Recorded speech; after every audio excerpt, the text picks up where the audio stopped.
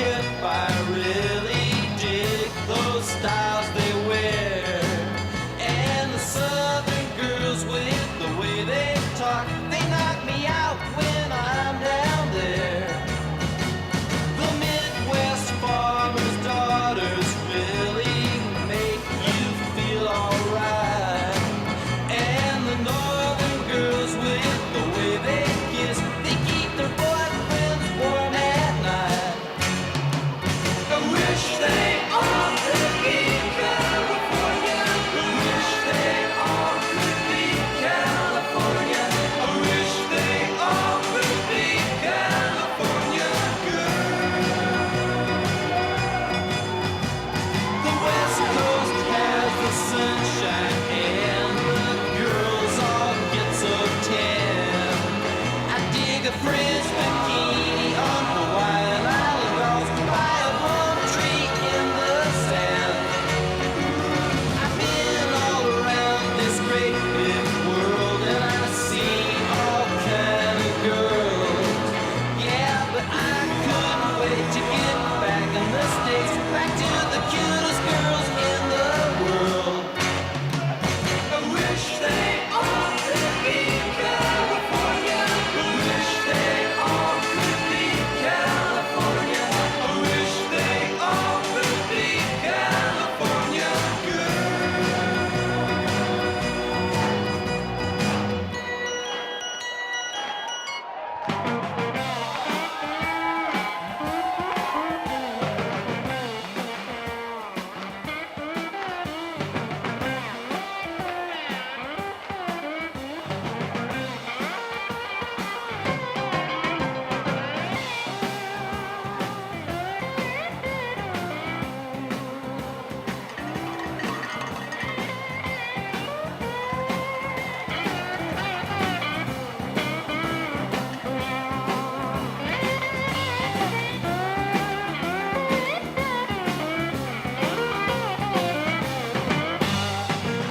Wake up, mama, turn your lamp down low.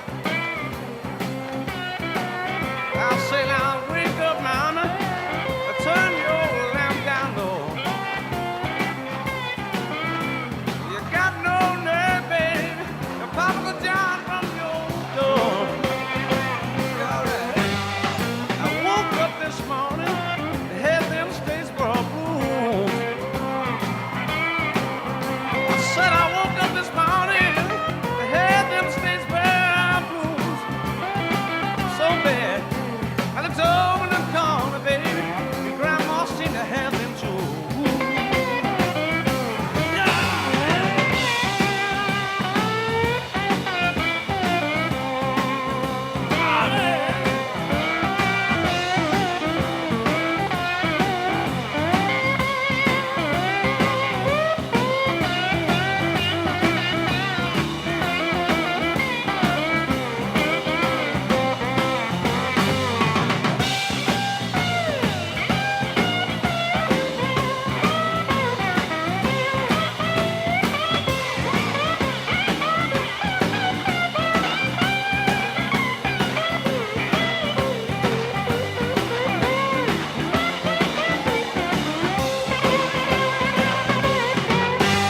My mama died and left me.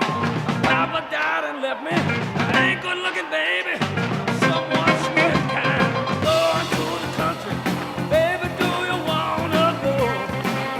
Oh, yeah. If you can't make it, baby, your sister Lucille said she wanna go. I sure will take her.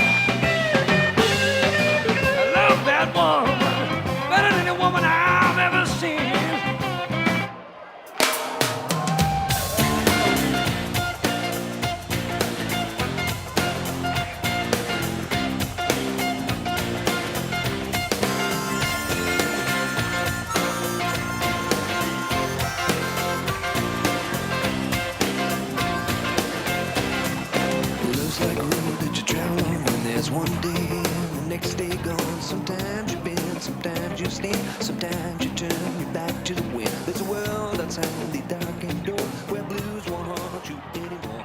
With a brave heart free and never so. Good evening!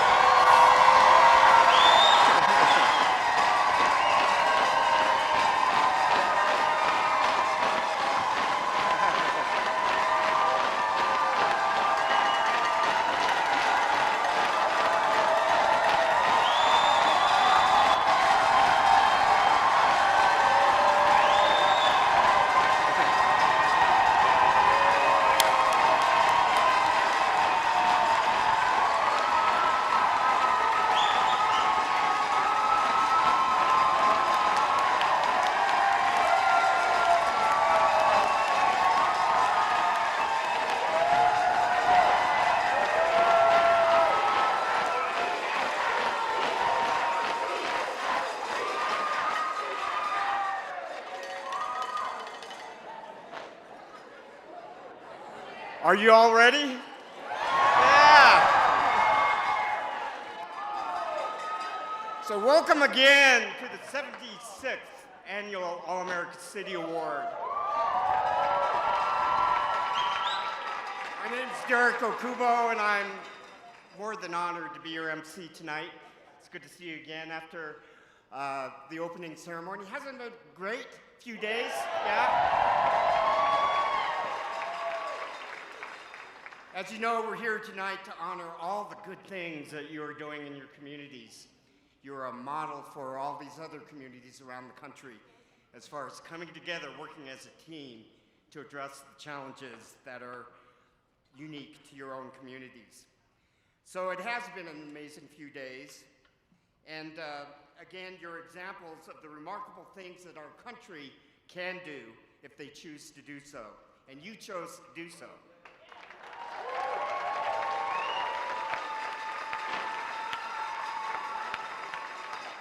So there's a few thank yous that I want you to join me in. And first of all, thanking the jury, led by the incomparable Wendy Wells.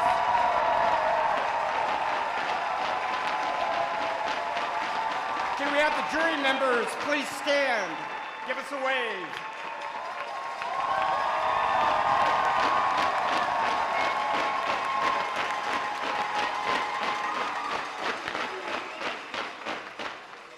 I'd also like to recognize and thank the National Civic League Board of Directors. Well, the Board of Director members who are here tonight, please stand. Give us a wave.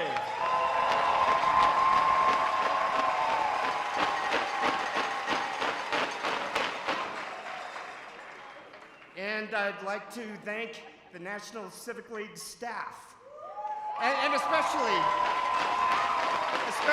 two people, I'm going off script here, especially two people who, before this event, during the event, and even after the event, and all year long, are the backbone and the soul of the All-America City Awards. Rebecca Trout.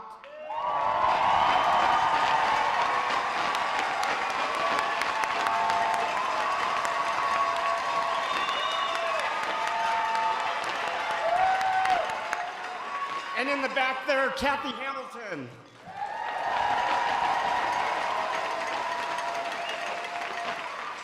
Those two are heroes to me and to the National Civic League. And I'd also like to give a thank you to the volunteers led by the incomparable Doug Croft. Where's Doug? Can we have all the volunteers who helped out over these last few days please stand too? We had a number of them.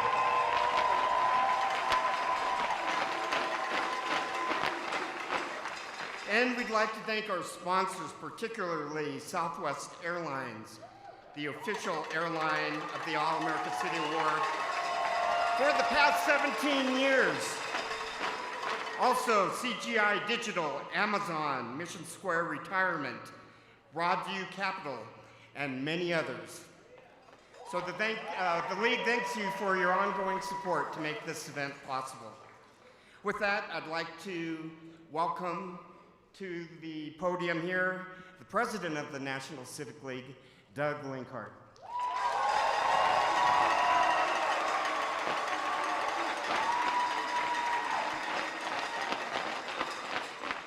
Wow, this has been an amazing 2 days. You guys are incredible. I mean, the things that we learned from you, and hopefully you learned from each other, I'll carry with me a long time. And that's not just about the cultural showcase either, although that was fun last night with the singing and the poems.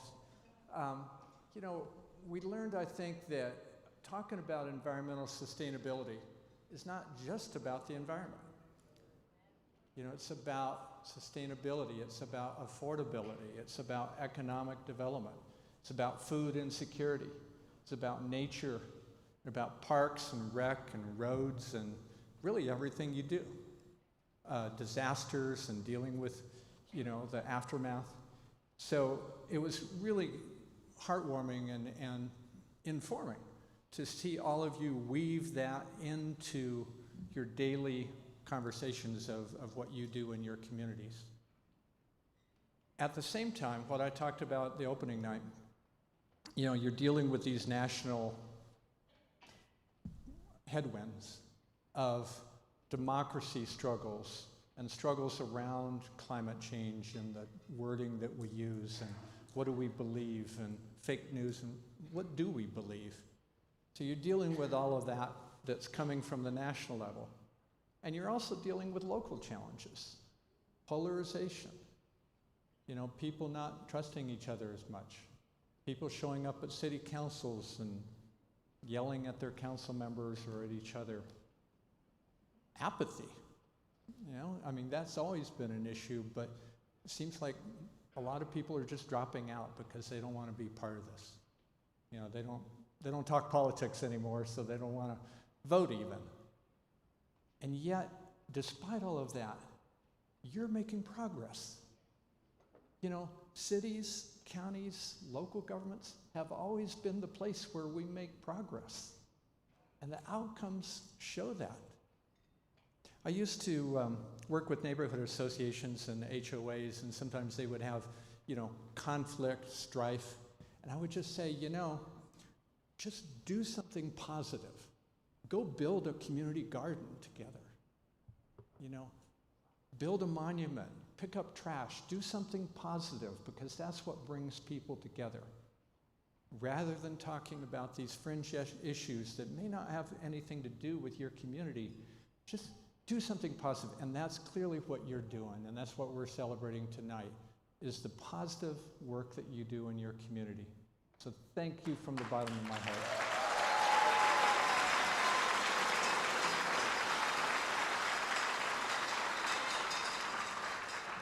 A couple things I'm supposed to say.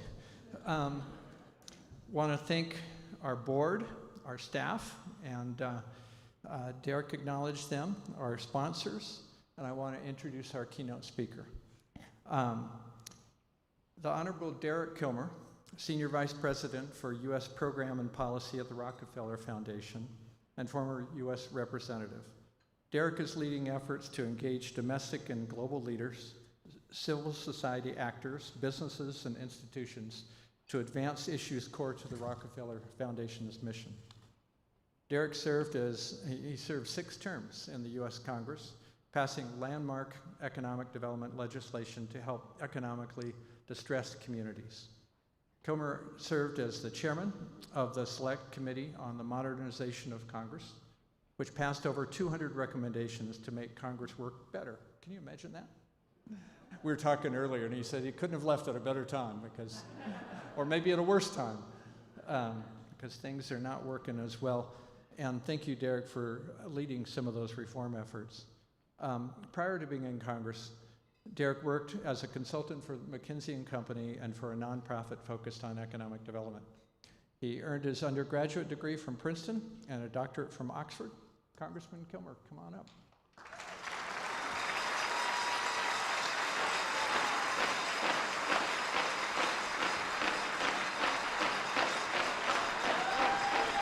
Hi, good evening. So, I don't need Mountain Dew, I do not need candy, I just need to hang out with all of you.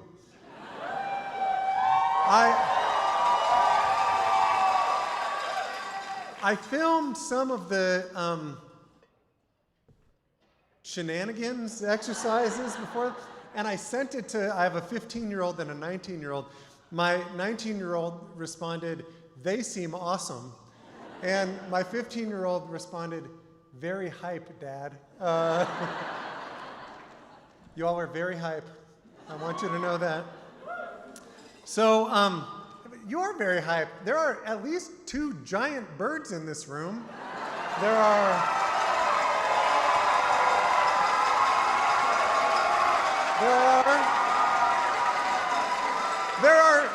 are like 2 colors of pom-poms and some bells. I think I saw like the largest magnet ever coming in. So that. So I've been asked to speak for 15 minutes on empowering communities through partnerships and innovation solutions. Frankly, that feels like home turf to me, not the hardest speech I've had to give. I will tell you the hardest speech I've ever had to give. I was the Veterans Day speaker at South Colby Elementary School. The assignment was to speak to preschool through 5th grade for 20 minutes.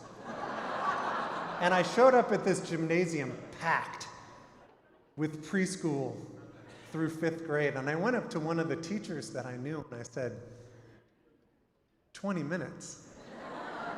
I'm screwed. And she gave me the best advice I've ever gotten in 20 years of public service. She said, "Derek, here's the deal. Say whatever it is you gotta say it in whatever amount of time you gotta say it in, but if you see any of the kids start to pick their noses, wrap it up."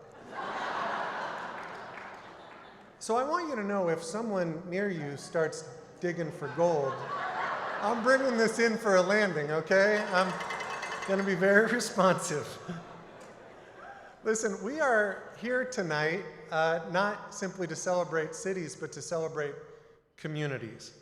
Communities that are showing this country what's possible when we bring people together, when partnerships are real, when innovation is local, when engagement includes everyone.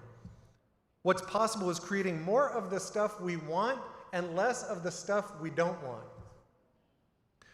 More resilience, fewer harmful disasters, more housing, more economic opportunity, more locally sourced food, more transportation solutions, fewer derelict sites, fewer damaged places. You are rejecting the false choice between economic prosperity and protecting the environment. That's what the people in this room have done and so much more. So congratulations for that.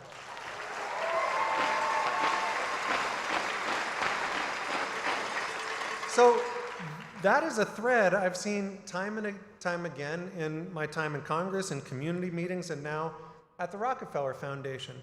Just by way of background, I grew up in a little logging town on the Olympic Peninsula, Washington State. And it crashed when I was in high school. Over time, it went from a place that was exporting wood products all over the world to one that very sadly was primarily exporting young people. Jobs were disappearing and people were divided, and everybody blamed somebody else. The environmental community was frustrated about logging practices from decades ago, and the folks in the timber industry were angry that their livelihoods were in jeopardy. And I learned something important, and that is you can't solve hard problems unless you involve everybody and doing the hard work of understanding where other people are coming from. Sometimes that means walking in their shoes.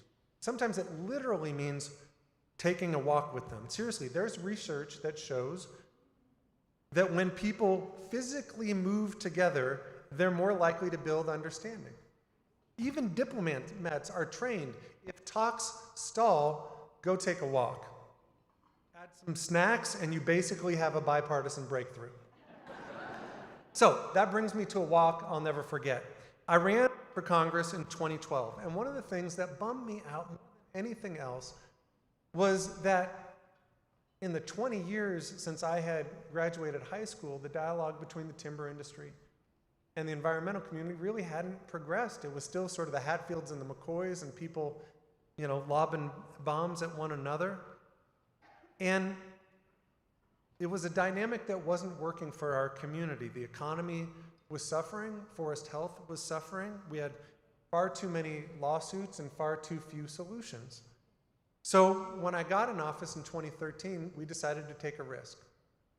We said something that many of the folks here in this room have said, which is if you want things to work differently, do things differently. So we launched something called the Olympic Forest Collaborative, where we invited the timber industry and the environmental community into the same room. We added in some community leaders, some municipal employees, some county employees, some tribal leaders. And these were folks who many of whom had never met except in courtrooms where they were suing each other. And I'll be honest with you, at the beginning, it was mostly an exercise in trying to keep people in the room. It had strong courtroom energy. And then we tried something different. We went for a walk. We literally went for a walk in the woods. The timber folks showed some of the harvest techniques that they had used and how they were working to try to ensure economic sustainability and keep the lights on in their mills. And the environmental community said, here are some things you could do that could protect ecosystems better and protect habitats better. And it was powerful, and it was informative, and it was inclusive, and it was difference-making. So fast forward a few weeks after we took the walk in the woods. We have a meeting in a conference room at the University of Washington, Tacoma, and something incredible happened. One of the environmental leaders said, that was a really good field trip. And she said, in fact, I went back to my organization, we took a vote. We decided to take all the money that we had set aside for lawsuits, and we are going to use them to help you guys hire a forester so we can cut more trees, but do it in a sustainable way.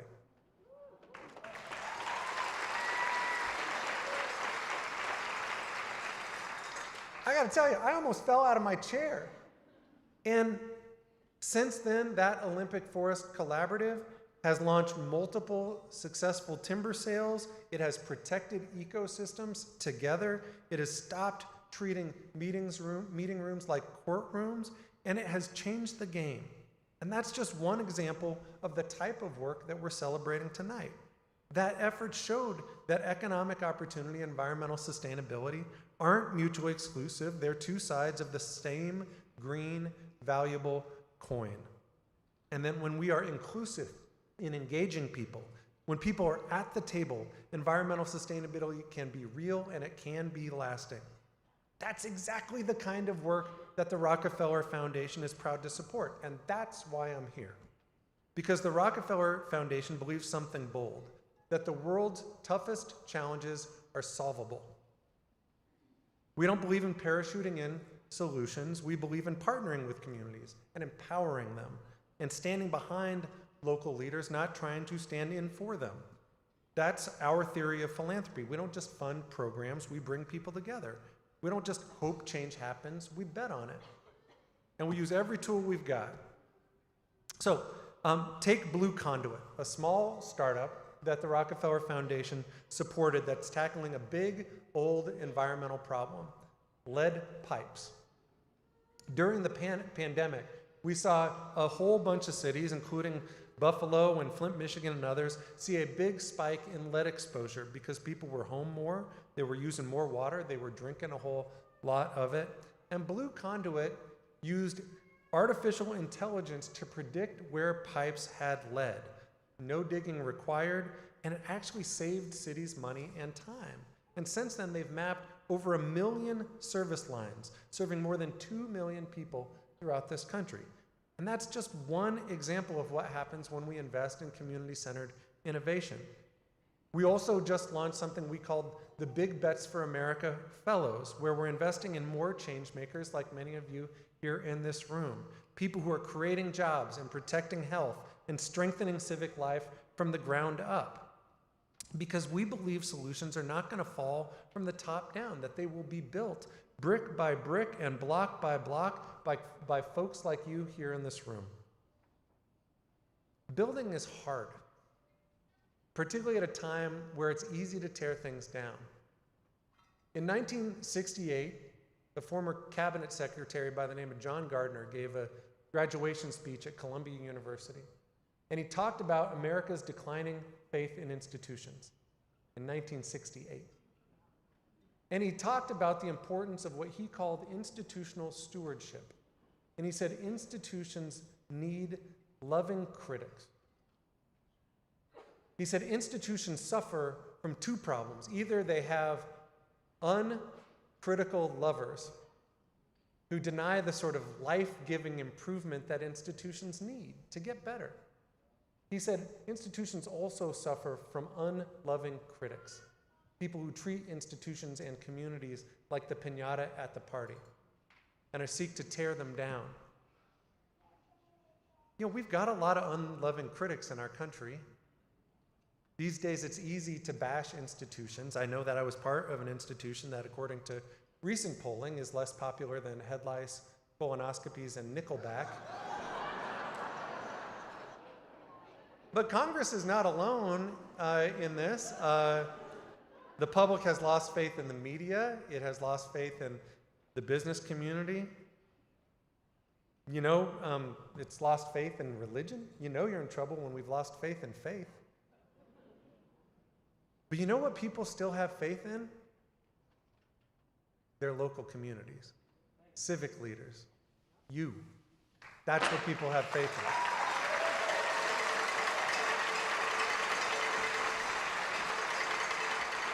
Because you are out there building and not blaming. You're solving problems, not just ignoring them or pointing at them. You are loving critics of your communities. And that's what stewardship looks like. You're doing things with your communities, not to them. And tonight, you're not just finalists for an award. You're reminders of what democracy looks like when it's built from the ground up. When public servants and civic leaders and nonprofits and young people and everyday change makers lead with empathy and inclusion and persistence. So, to all of the finalists tonight, congratulations. You have earned this.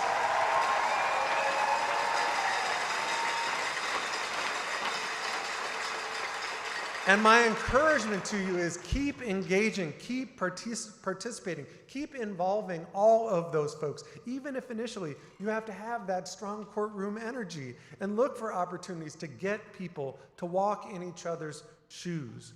You have shown you can do that. You have shown what civic engagement looks like when it's done right. Let me just end on this note, because I saw some nose picking. I read about tonight's nominees. They sent me all the information, and I have to tell you, it gave me such hope for our country. It really did.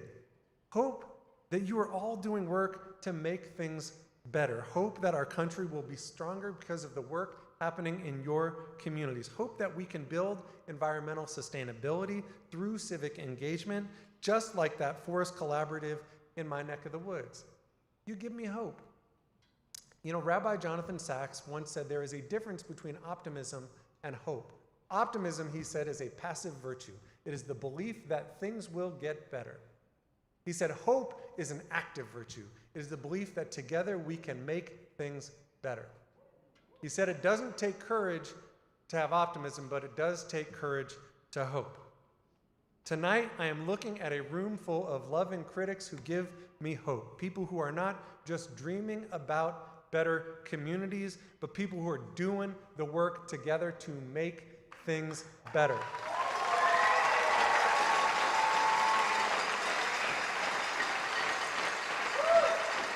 So, a toast to you, to your creativity, to your courage, to your walks in the woods. Go get them. Congratulations, everybody.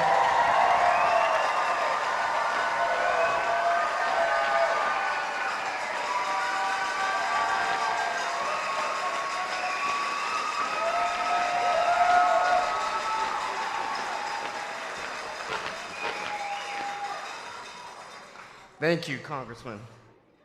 Before we announce the winners of the All-America City Award, we have two awards that we want to announce. First is we want to have some amazing nominees for, we had some amazing nominees for this year's John Parr Youth Award. The John Parr Youth Leadership Award was created to honor a former National Civic League president, John Parr, who hired me 30-some years ago at the league. And he was president of the league for 10 years, from 1986 to 1995. And during that time, the league thrived, and he moved us from New York City to Denver for the national headquarters.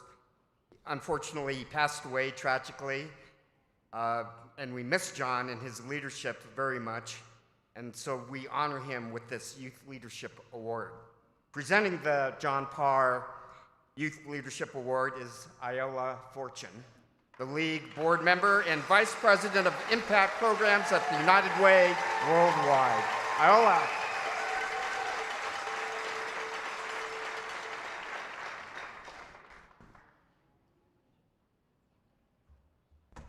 Well, good evening, good people. It is my pleasure and my honor to present the John Parr Youth Leadership Award this evening. This award recognizes extraordinary civic engagement and leadership on the part of a young person in their community. We had a compelling, diverse group of candidates this year, and I want to thank each of them for the time they spent with us yesterday. My co-interviewer and fellow board member Maya and I enjoy getting to know each of you collectively as young leaders. This is an impressive group.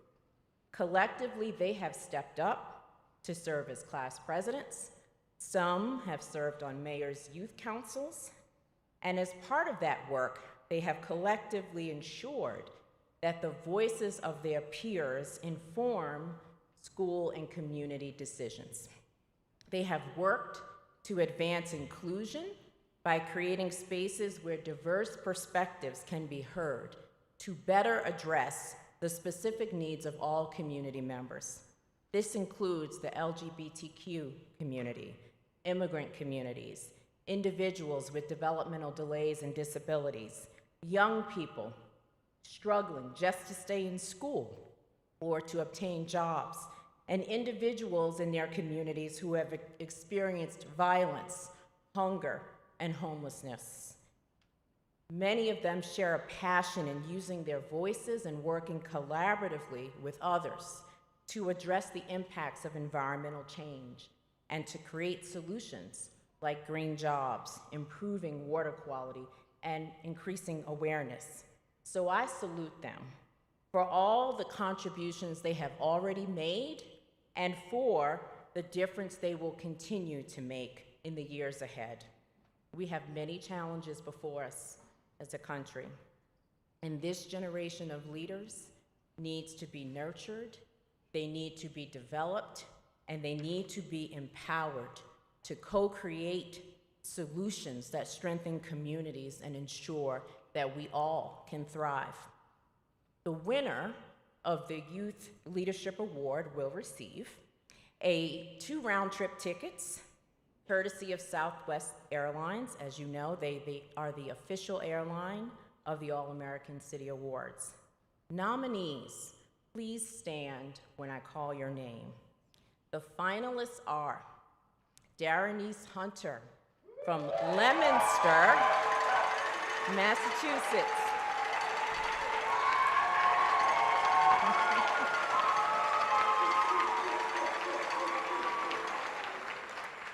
Centarius Johnson from Tallahassee, Florida.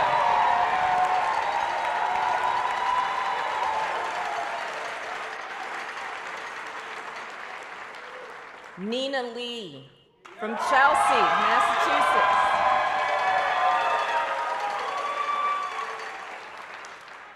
Jakaya Payton from Jacksonville, North Carolina.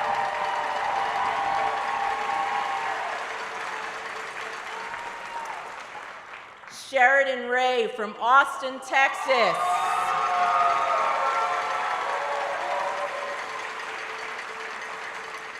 Madeline Wares from Carborough, North Carolina.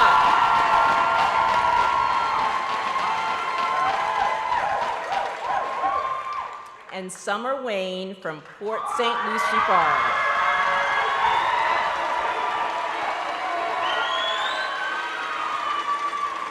Can we all give them a round of applause?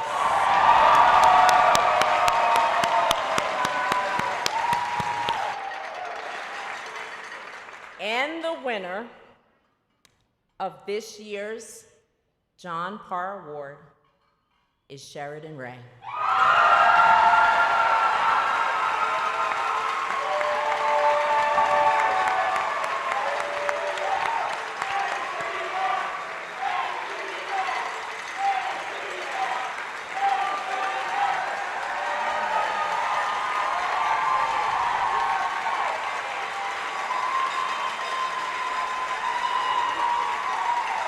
I have a few words to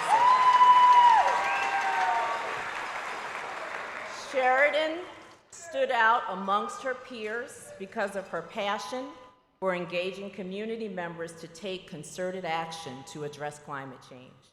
She is driven by a desire to uplift community voice, especially in light of her community's past, like so many, where the history of redlining and gentrification has created current disparities. She knows the importance of centering people so that they are empowered to create changes that will impact their lives directly. She is passionate about working across generations so that we can continue to learn from each other. And she understands that the mark of a true leader is giving space for others to lead. She served as a climate ambassador wherein she helped shape Austin's climate equity plan. In 2021, she served on the Youth Forest Council, and in 2021, she also joined the Austin Civilian Conservation Corps, where she has promoted equitable access to green jobs. She leads with empathy, a concern for others beyond herself, and a deep commitment to community. And for that reason, she is this year's John Parr Leadership Award winner.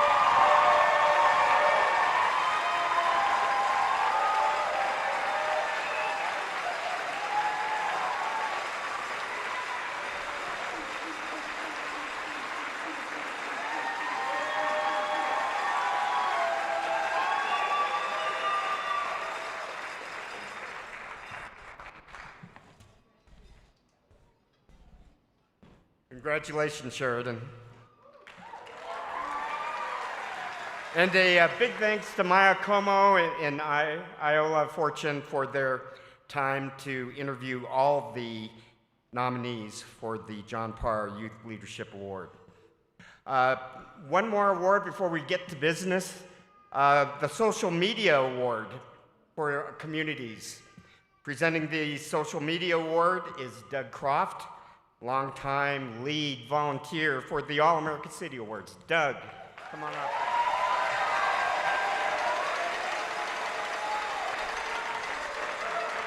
Y'all are a fine group this morning. Thank you. I could have stopped by and picked that up.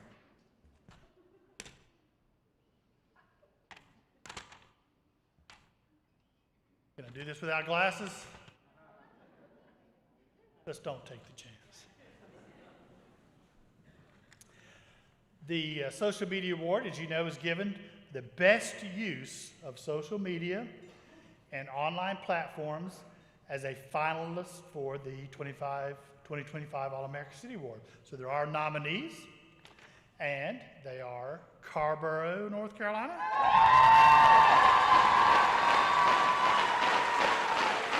Englewood, Colorado,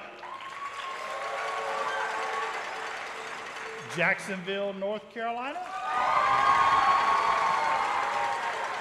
Port St. Lucie, Florida, Snyder, Texas, Tallahassee, Florida, and Western Riverside region of California. So we will invite a representative from the community to come forward, and the winner is Tallahassee, Florida.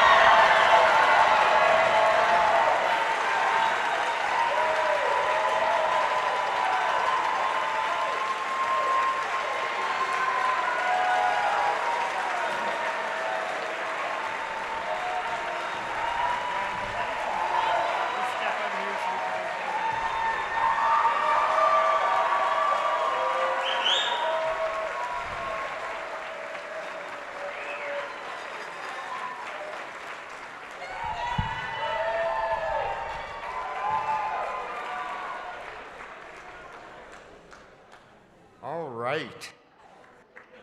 And now I think we're there. The moments that we've been waiting for, right? So let's begin. We're pleased to announce the All-America City Award recipients for 2025. We're excited to recognize excellence in communities that are strengthening environmental sustainability through inclusive community engagement. And please remember that even if your community does not receive recognition tonight, the All-America City designation, you are still winners. And we mean that in the truest sense of the word.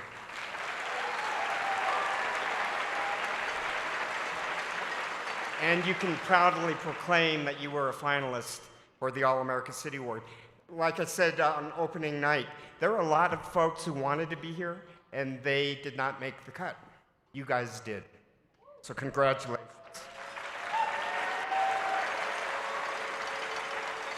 when your name is called, please, the whole delegation, please join us on the stage. And we'll do a photo op. Our photographer is right here. So you want to kind of aim that direction. You'll have one representative give a few words. And also remember, I just want to make this point too.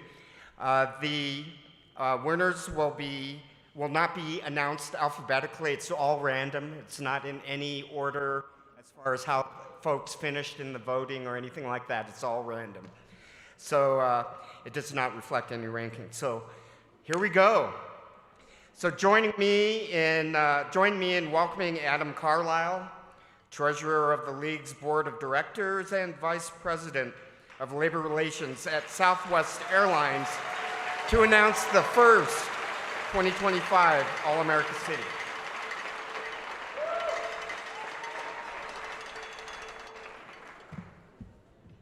Good evening, everyone. It's truly an honor to be with you tonight. Let's get started. This community is planning for the future together. This community is beautiful, prepared, and resilient. This community is making water fun. The first time All-America City of Port St. Lucie, Florida.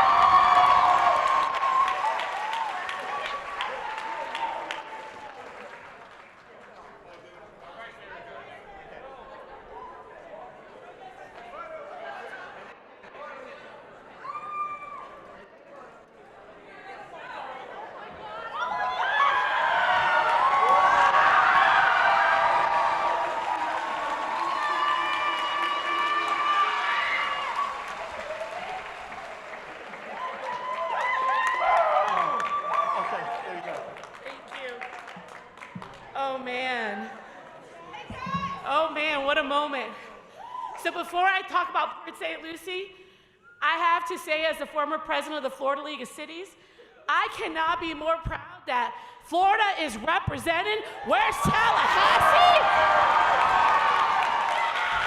Where's Delray Beach? So In America, Florida is in the house. First, I want to thank the National Civics League and our judges for believing in our mission and our city's vision, and to the 253,000 residents of the city of Port St. Lucie, you are the heart of this city. You have shaped who we are, and we thank you. To our 1,400 passionate employees, you show up with your heart and purpose and pride every single day, and this moment belongs to you too. And to now our 33 brave and bold volunteers behind me.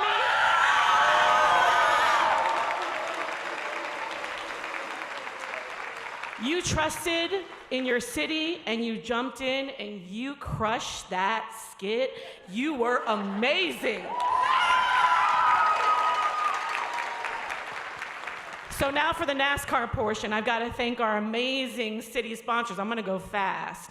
Huge gratitude goes to RPS Academies, Tamboni Companies, Senior Companies, Excel International, Colliers International, FCC Environmental Services, Florida Coast Medical Center, Sandpiper Bay Resort, Nature's Keeper, Dean Mead, and the Caribbean American Cultural Group. Tallahassee, I know you brought a radio personality. I can join you too, don't worry. Every winning team, I'm gonna close with this. Every winning team has an amazing MVP. Ours is Sabrina McLeod. Come forward.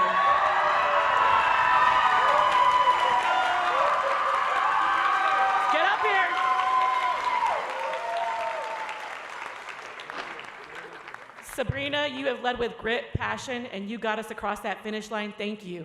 At Port St. Lucie, you are an all-American city in our hearts, and now we've got the trophy to prove it. So let's go!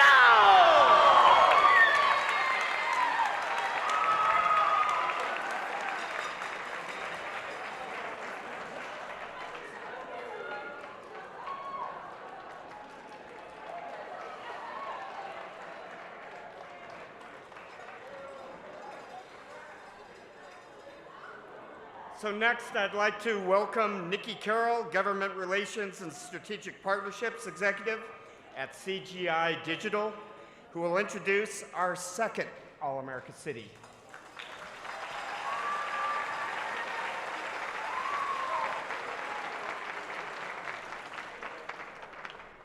Oh my gosh, this is so fun every year. Congratulations to everybody for being here.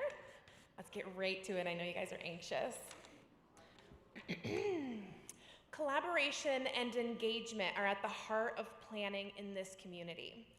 This community is electrifying. AAC is so nice. They did it twice, the four-time All-America City of Seattle, Washington.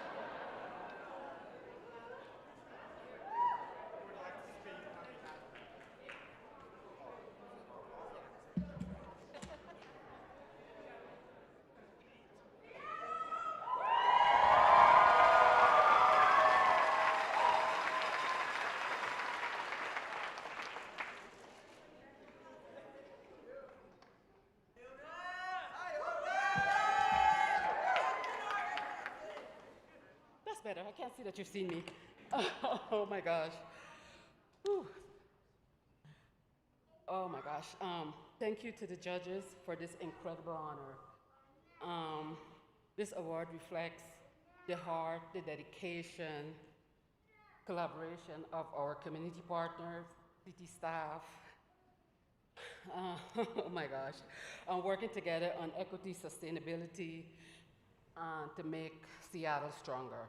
We are proud to represent Seattle and even prouder to take this back home. Yeah. Yeah. This could not be possible without some amazing leadership. Our Seattle City Light CEO, Don Lindell. Our SPU, Andrew Lee. Yes. Department of Neighborhoods, Jennifer Chow. And last but not least, Interim Director, Michelle Caulfield. Yes. Without them, this would not be possible. Thank you all. And this is what One Seattle looks like. Thank you. Thank you.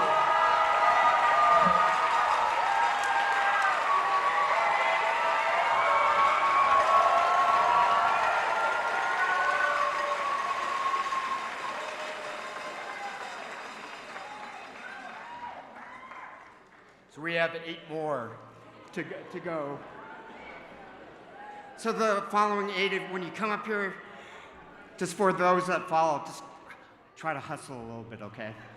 If we can. We want to make sure we get through it and we aren't here too late. We want to have time to party later, right? Okay? So next up, I'd like to call back up Iola Fortune, League Board Member and Vice President of Impact Programs for United Way Worldwide, to present the 3rd All-America City.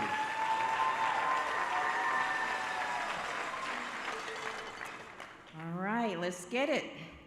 This community is focused on flood mitigation. This community's youth are leading equitable developmental change. Public art is bringing the magic back to this community's downtown. The three-time All-America City of Kinston, North Carolina.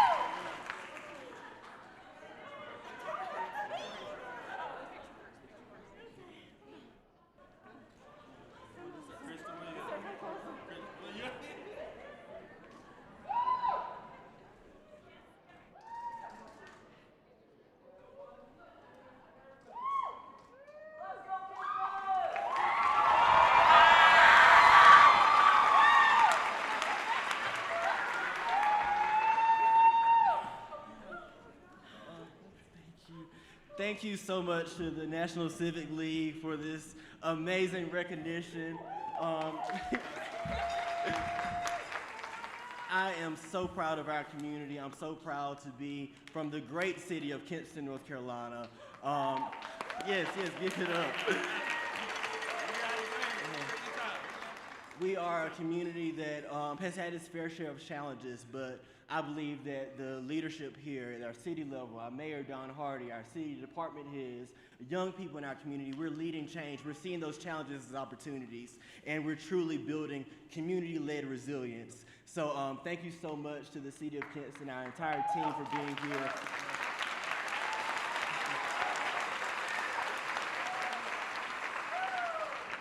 This is what collaboration, this is what community engagement, this is what inclusivity looks like. You've got folks of all ages, from all backgrounds, working together towards the betterment of our community. So we're looking forward to Kinston continuing to be a model for other communities when it comes to youth engagement, equitable development, and climate resilience. Thank you to the National Civic League for awarding us for the 3rd time to be an All-American City.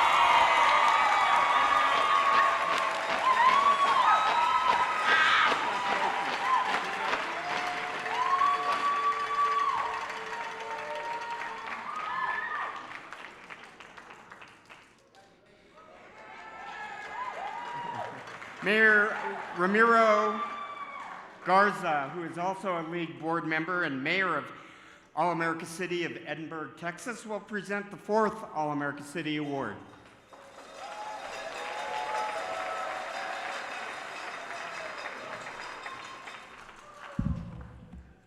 Thank you. Y'all excited tonight? My God.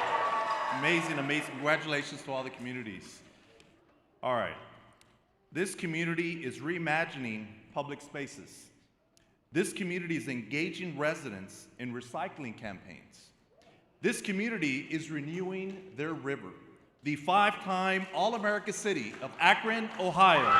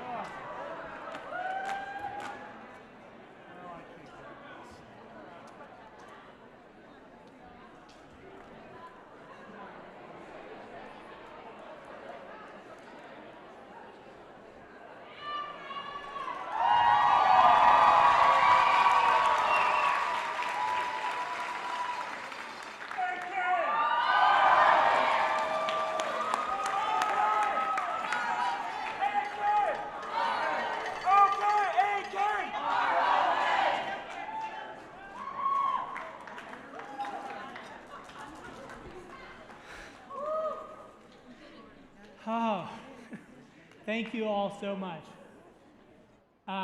This Saturday, Akron is going to celebrate 200 years, and you have given us an incredible birthday present.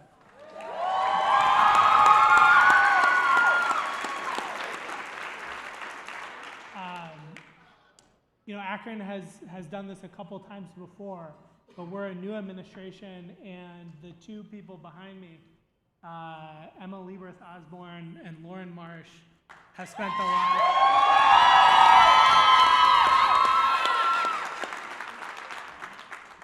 They thought it was so important to apply for this as we seek to build a stronger Akron, and everything you've seen while you've been here has been because of the two of them.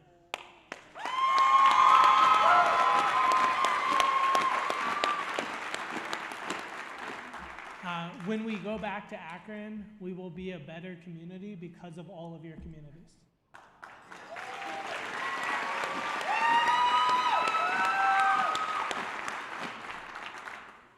We are going to try to steal just as many of your ideas as we possibly can. Because I'm so excited about People Power Petaluma. I'm so excited when I see the Heart in Chelsea, Massachusetts. I could go all around this room, like Howard Dean, but some people are too young to get that reference. But I will tell you that I've been doing this job a year and a half. It's an honor and a privilege. I get to work with amazing people. I get to work with an amazing county executive. Where's our county executive, Ellen Shapiro? Together, we're better. And just the last thing, Akron is an all-America city because of the people who call it home. Thank you. That's right.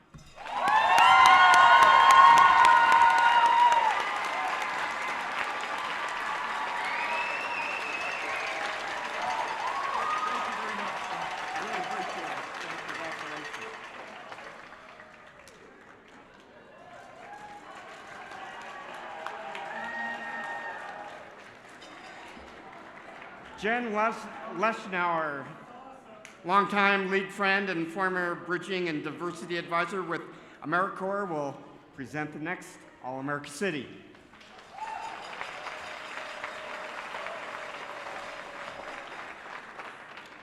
What an honor to be here, full of hope-filled and hope-fueled individuals.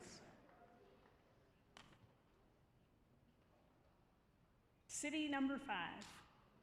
Climate action is a team effort in this community.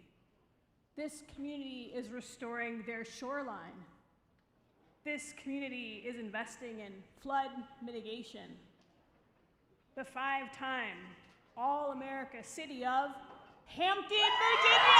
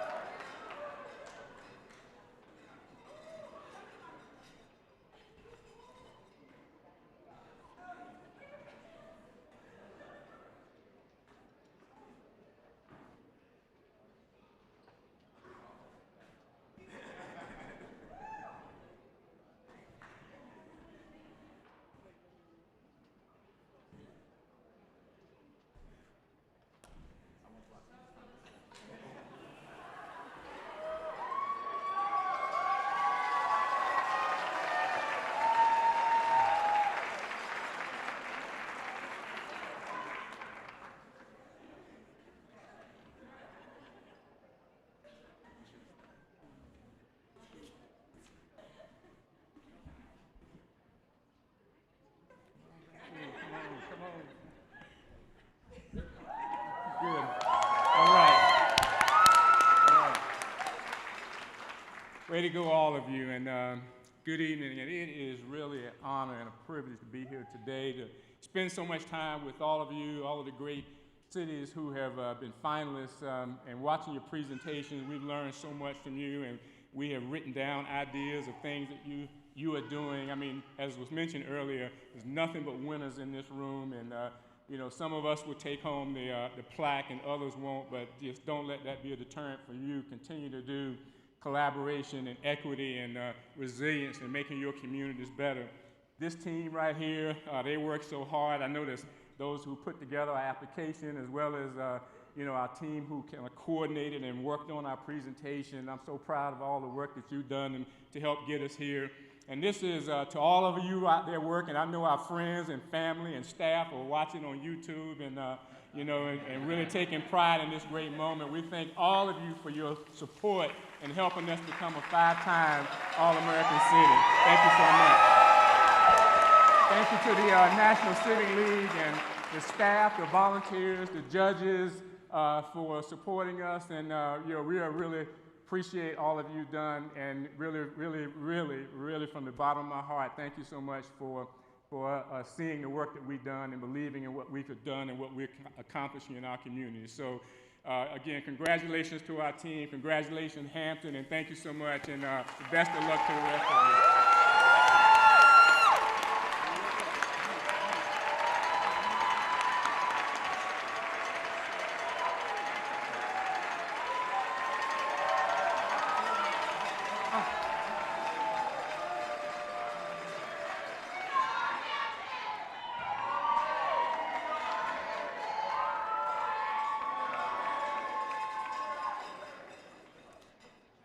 Cameron Hickey, CEO of the National Conference on Citizenship, will introduce the 6th All-America City. Come on up, Cameron.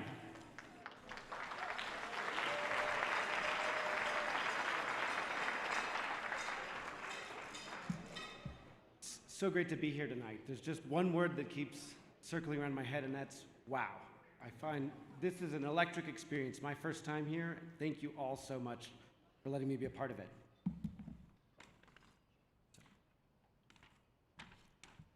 So, for the 6th awardee tonight, this community is strengthening its infrastructure. This community is engaging neighborhoods in climate action. You'd make a mistake if you thought this community was stagnant. This community, it's on the move. The first-time All-America City of Carrboro, North Carolina.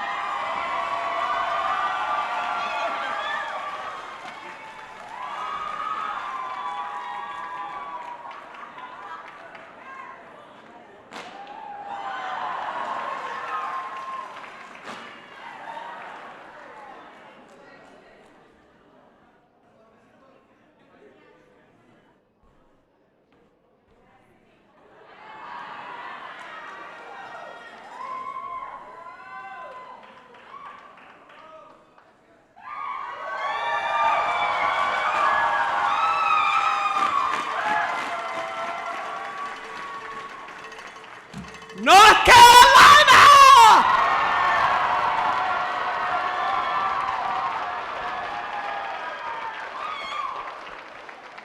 Well, I have no speech prepared.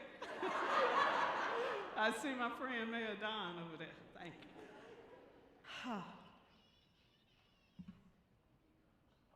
My people.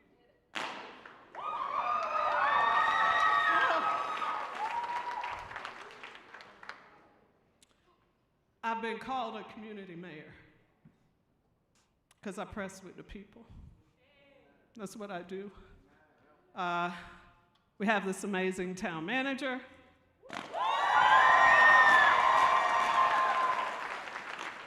And the one that helped pull all this together, our amazing communications and engagement director, Catherine Lazorko.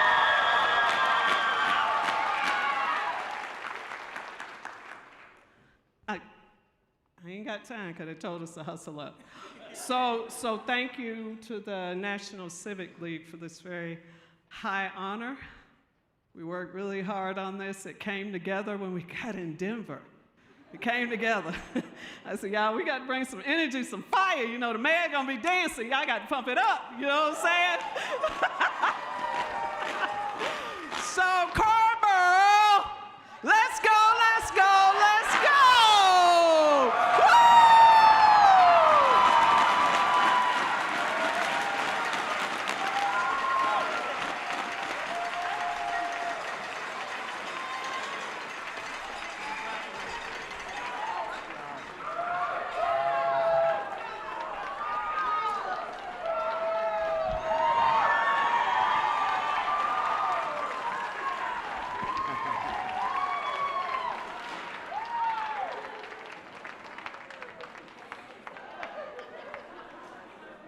Dr. Johnny Dupree, League Board Member and former Mayor of Hattiesburg, Mississippi, will introduce the 7th All-America City.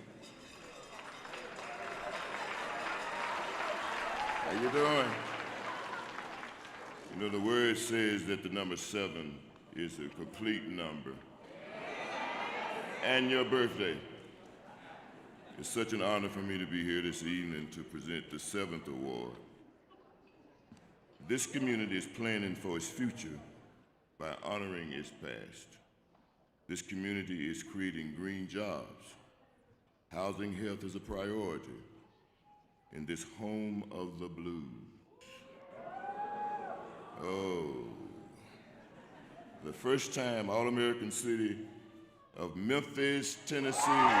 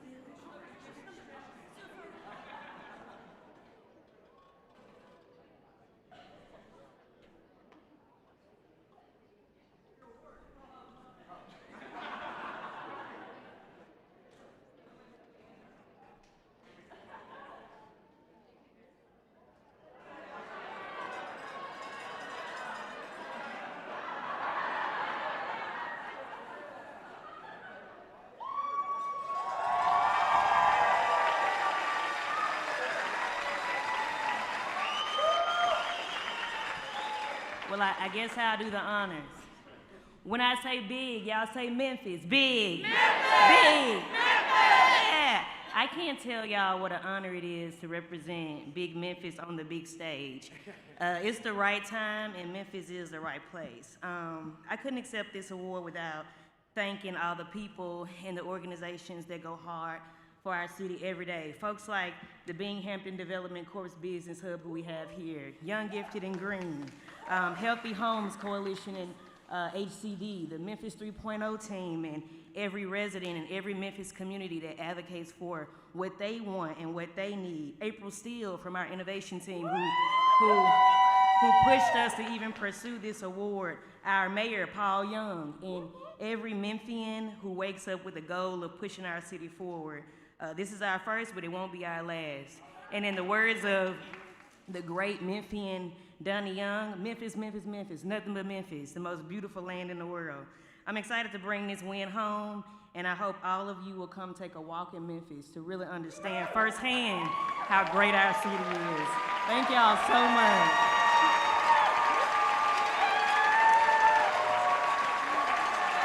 Walking in Memphis, walking with our feet 10 feet off a bill. Walking in Memphis,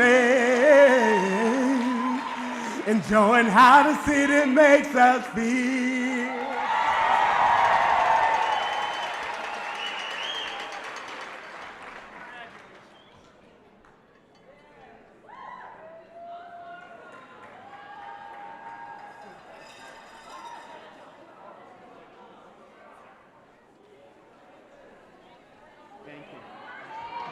John Lehman, Senior Director, Government and Regulatory Affairs at Comcast Cable, a longtime AAC sponsor, will introduce the 8th All-America City.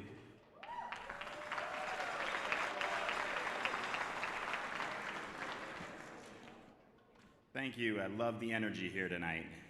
Congratulations to everybody. The 8th city. This community is correcting past mistakes. This community is restoring a vital local resource. Oysters are more than a tasty appetizer in this community. The two-time All-American city of Jacksonville, North Carolina.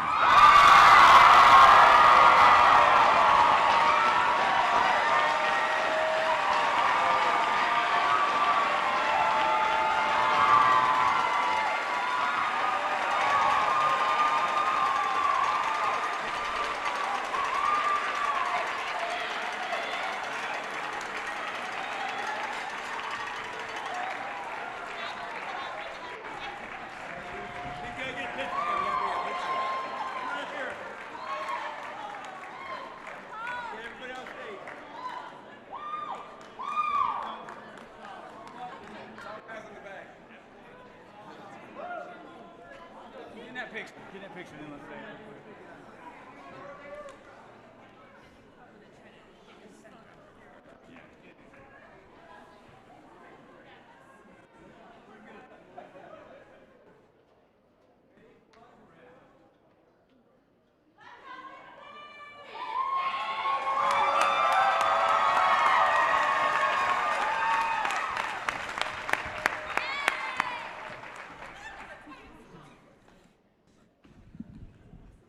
Thank you, Lord, for letting us all be here together.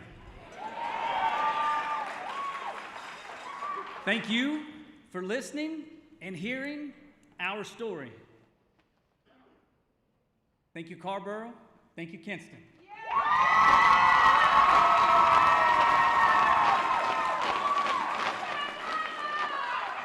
Without you, we can't do what we do. And on behalf of Jacksonville, thank you.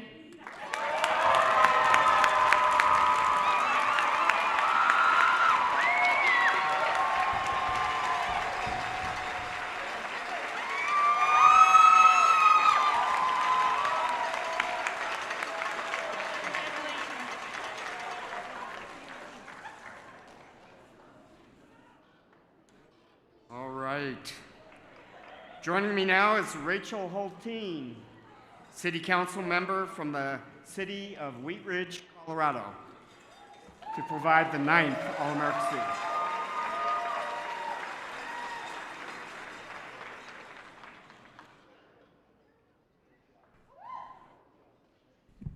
All right, everyone.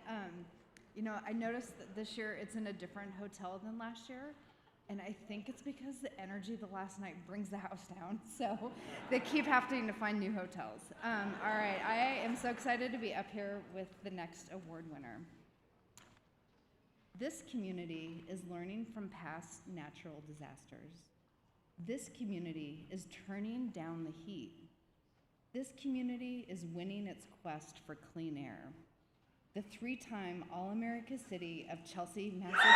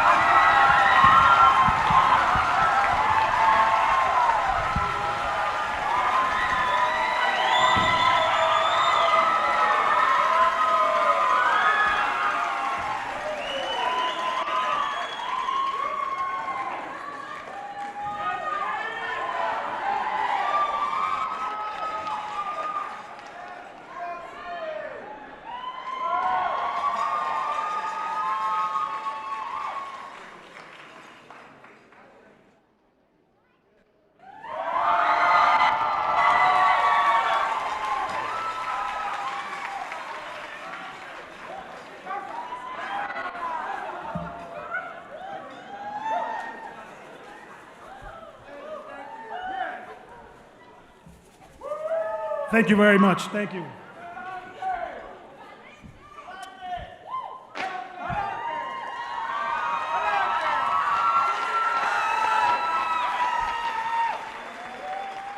My name is Fidel Maltese, and I am proud to be the city manager in Chelsea.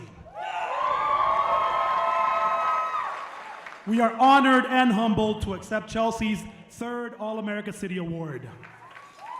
Now, this win is special.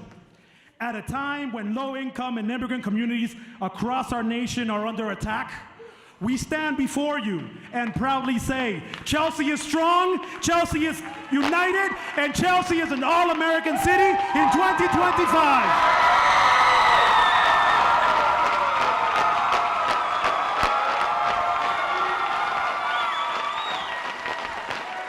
We bring this award back home, not just as a recognition, but as a declaration.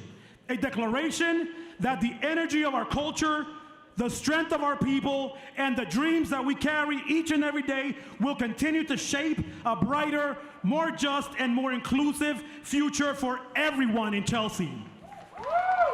From clean air to cool blocks to energy justice, Chelsea is a testament that when frontline communities lead, bold climate solutions follow. This is what resiliency looks like. This is what justice sounds like. Palante, Chelsea! Chelsea!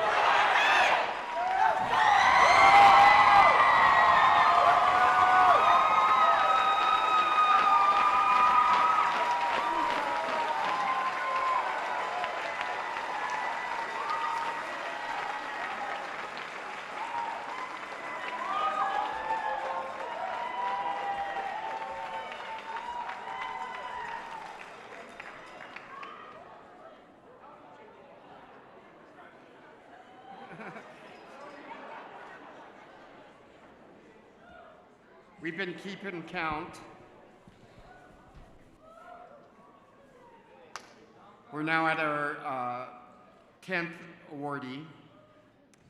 Before we go there, I just want to remind folks that after this announcement, please stay, because we want to make sure that we honor the other 10 finalists who are so deserving to be recognized as well.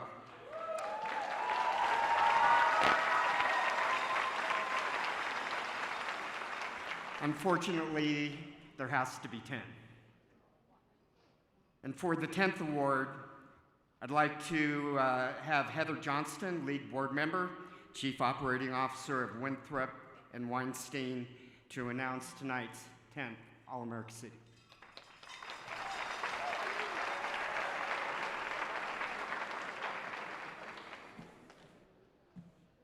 All right, are all you beautiful people ready for the final 2025 All-America City?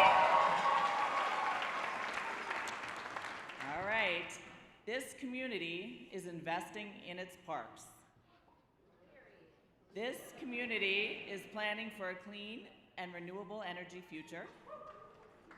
I'm not sure we're going to be able to hear this city's magnetic city. The 3-time All-America the city of Tallahassee, Florida.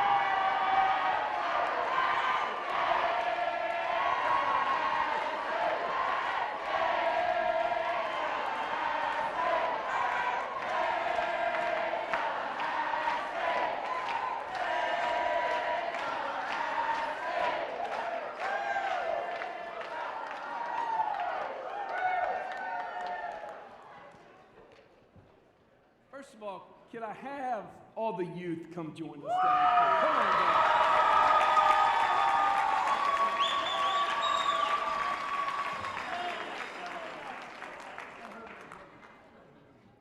Let me take a second to recognize the National Civic League.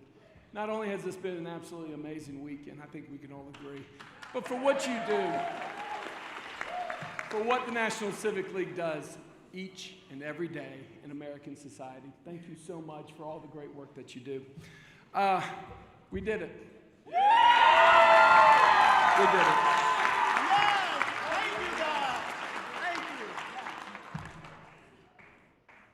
Like you, we are very proud of our community. Had the opportunity to work with some of the most amazing friends up here on stage. A couple of groups in particular I do want to recognize. I want to recognize our Department of Strategic Innovations that really put this together for us.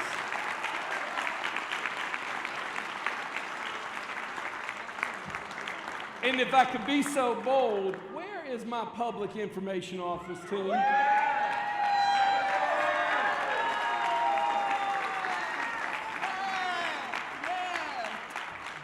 I am very proud of the fact that not only did we receive the All-American City Award, but our Public Information Office also won the Social Media Award tonight, too.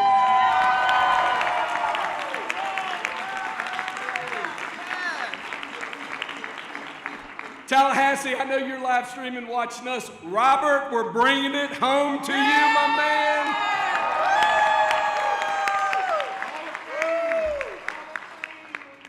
Reese Code, you are the best city manager anybody could work with. You and your team are absolutely amazing. Curtis, Diane, I love serving with you. Jack, I know you're on a plane, but thanks for coming out. I'm going to close with this, and we have said this, and I think we've said it to a couple of you. It is very, very refreshing to spend an entire weekend with a group of citizens who love their communities as much as we love our community. And this is what it's all about. Thank you all very much.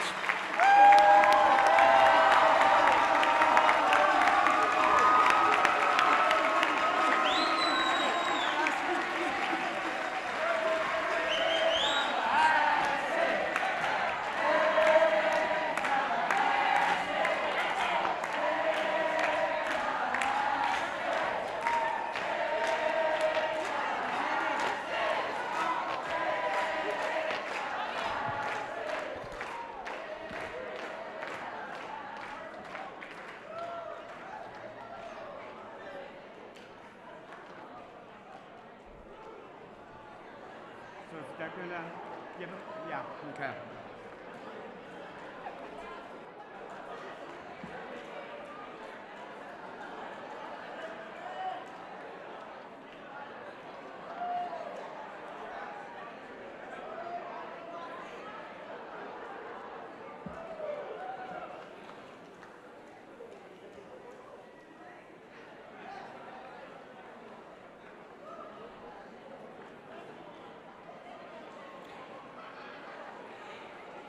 And now we'd like to recognize the remaining finalists.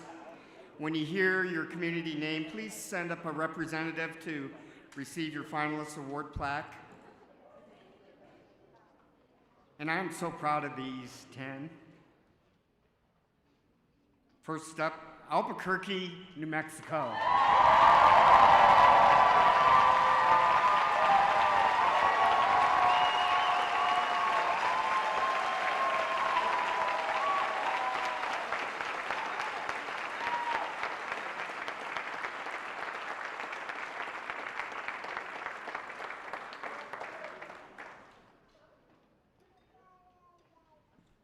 Austin, Texas.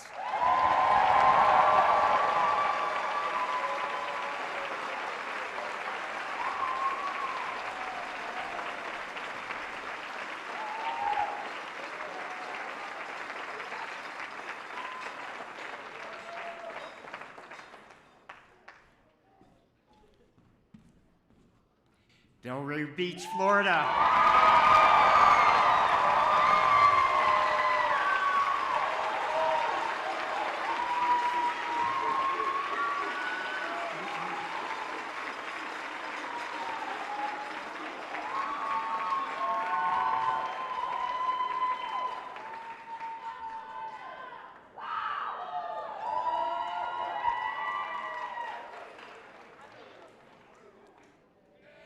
Denver, Colorado.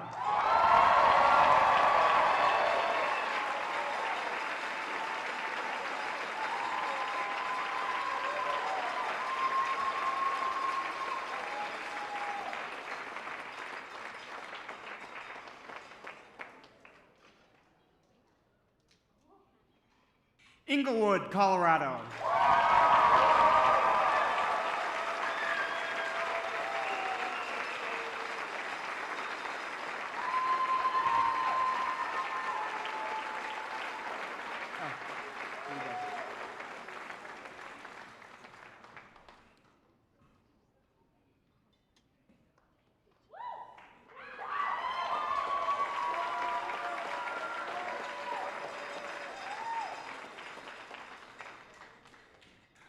Leominster, Massachusetts.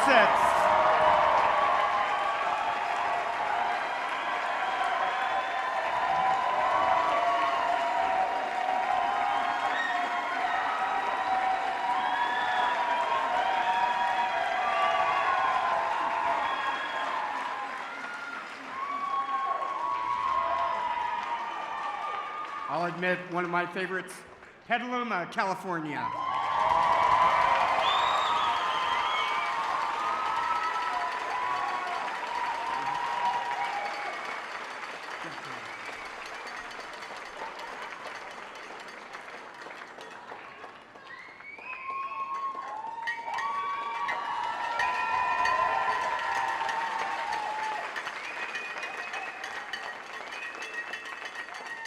One of the most fun communities here is Snyder, Texas.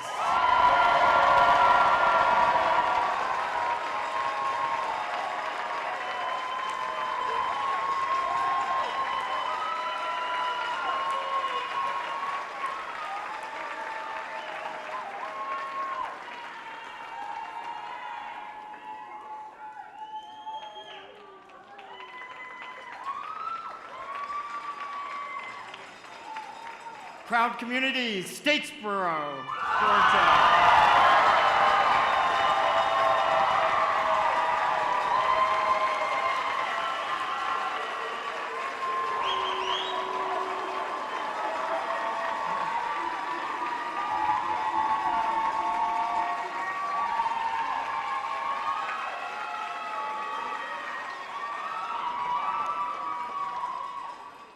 and Western Riverside Region, California.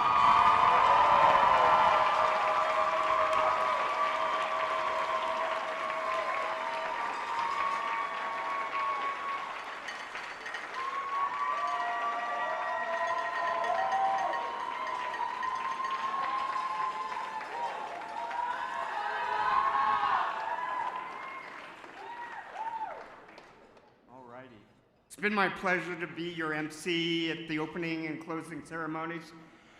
Again, you're an inspiration to all of us. Travel safe going home. We are so honored to have you here. With that, Doug Linkhart will add some closing words and hand out some round-trip tickets from Southwest.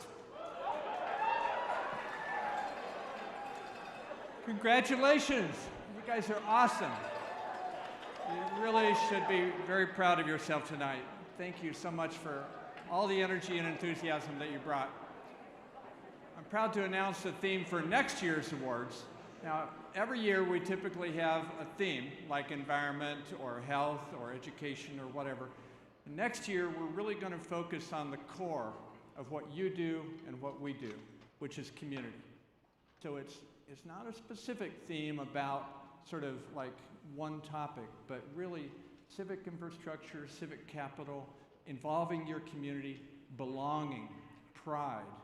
And I know that everyone here is doing that kind of work today. So the official theme is strengthening civic health and building trust. So encourage others to apply and keep an eye out. We'll have the information on our website tonight, actually for next year. So we need a drawing, right? Will our Youth Leadership Award winner please come up and do the drawing?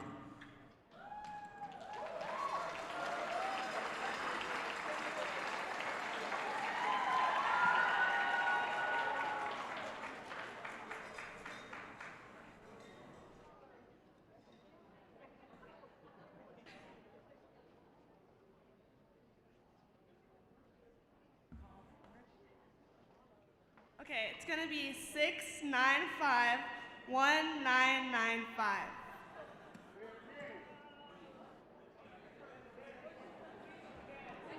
Again? Okay, 6951995.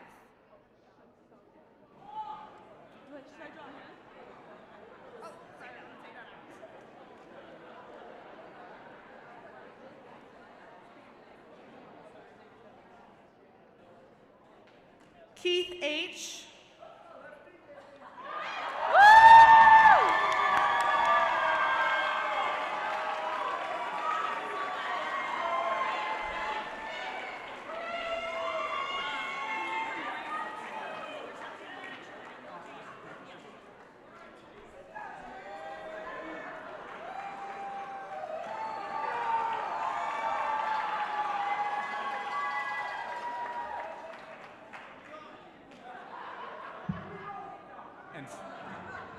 And finally, I've got good news.